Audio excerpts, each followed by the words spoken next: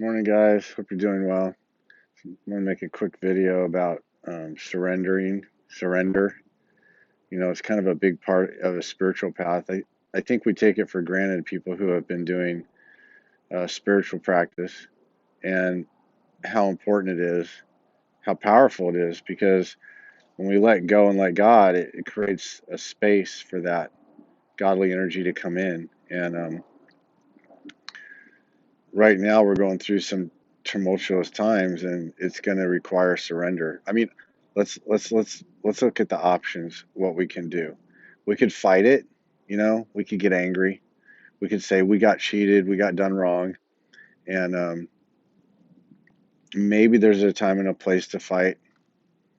Um, Babaji uses the example of if someone breaks into your house.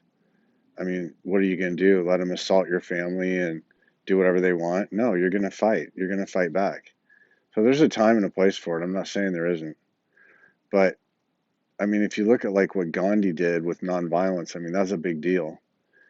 The most powerful empire in the world, he basically defeated without ever raising his voice. And resolve is what's really powerful. And I think having resolve is the most powerful thing we can have right now. And as I said in my that video I had yesterday about the seeing Washington D.C. Or the vision I had in my meditation.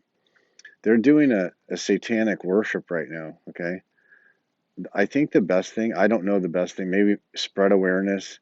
There's channels where people talk about the colors they're wearing and what they represent and how this represents that, and they're using all these symbols and all this symbolism.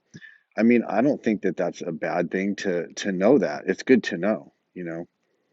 Um, just like the Podesta emails and all the symbolism they used for the child um, abuse they were doing and the satanic stuff. It's just all over the place. That's something that will be revisited one day. That's not going to go away.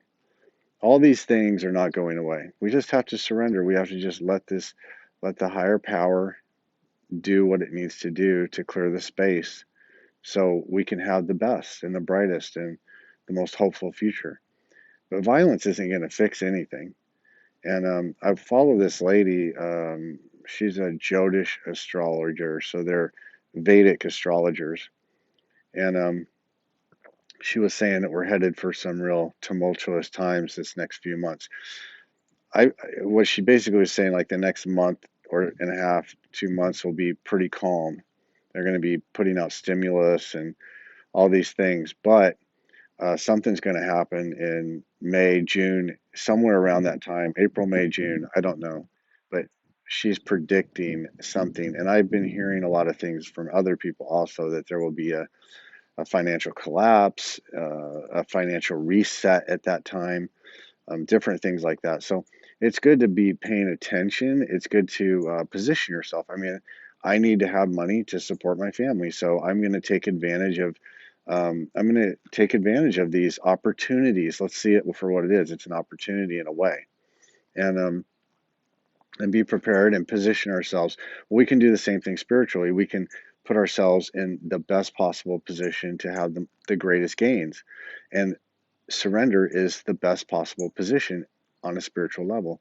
And I was, doing this work today, and I was washing my cars and cleaning, and usually I listen to music or something, but I just decided not to, and just have the quiet and the peace. And I just was thinking about God and how God wants to be with us. Kama should put out that little thing where one of the things it said is, the divine seeks us, as it seeks us also. It's not like we're just, oh, I want you, God, I want you, God. And God's like, oh, I'm going to kind of stand over here. No, it's not like that. God meets us right there. God wants to be with us. I think God wants to experience life with us on all levels, on all the varied levels that we have, the mental, emotional, the ethereal, the transcendent levels. That God wants to be with us through that experience. It's like um, it's not about authority or judgment or anything like that. It's just about peace and love, just pure love. God wants to just experience love with us.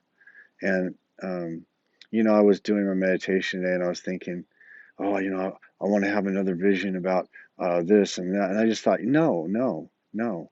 I don't want that kind of relationship. I don't want a relationship with God where I just want something.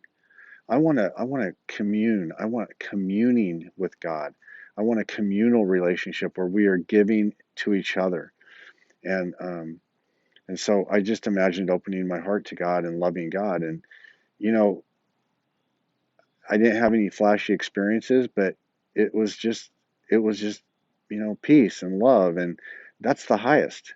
That's the highest thing, I think, as far as I've experienced.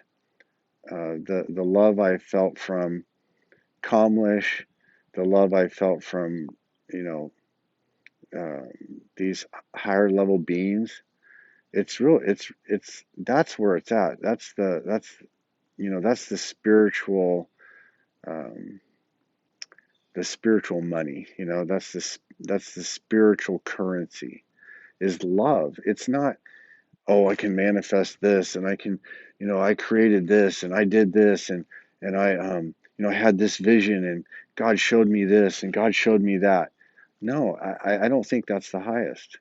The highest is just being just this love transmitter, a transmitter of divine love. I really believe that's the highest. And I think the sooner I've realized that, the better my life has become because, you know, all the frustrations, all the things that bother you and bring you down, and you can just invite God to ride along with you, to be there with you, and you can have like a partner who understands you, the kind of partner we want, in a relationship, you know, the perfect partner. And that's what we're being offered, I believe we're being offered that through this unconditional divine love. We're being offered the perfect partner. Anyway, you guys take care. Don't lose hope. I really do believe we're gonna go through some trials, and then it's just gonna be awesome. But you know what? Protect yourself. um, the right to self-defense. We have the right to self-defense. That is a God-given right. And I don't know what that means for you. You'll have to figure that out. But I know exactly what it means for me. And you got to have boundaries on all levels: physical, mental, emotional. This is a really important time to exercise those. There's a lot of, man, when you chop the head off of this snake, it's going to thrash. And the snake is thrashing right now. And I think this is just the beginning. They're going to really light stuff up. And my daughter was mentioning that, and she thought we were going to have, some unrest and all this stuff. And I was like, no, no, I don't think so. And now I'm thinking, you know what, it's probably going to happen. And that's why, it's very important we keep things in perspective, and important to keep ourselves in a safe place. Keep ourselves safe. It's like the flu, a cold and flu season.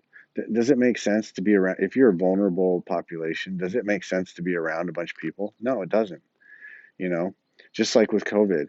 I mean, eh, there is some wisdom to staying away from people if you don't need to be around people. I mean, there's a wisdom to that. Okay. The problem is they manipulated everything. They used it all politically, and that's what creates the confusion and the anger and all this is it's the manipulation. The COVID itself was bad enough, but then they manipulated it and twisted it and used it as a political weapon. So that was wrong, and that hurt a lot of people.